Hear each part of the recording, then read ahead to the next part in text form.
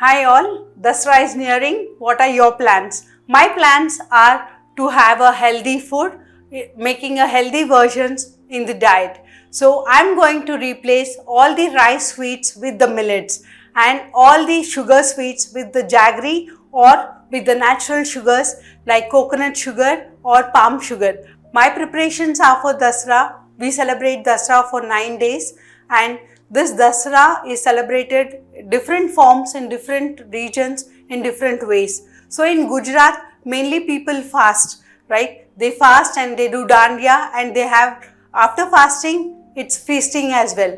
They celebrate with lot of sweets and all. So here in South, we celebrate Dasara 9 days with different alankaras in the temple, which is done for the Devis, and we also have different kinds of prashadas for the 9 days. So these prashadas have a unique traditional foods which we have to pass on to our generations. Thank you.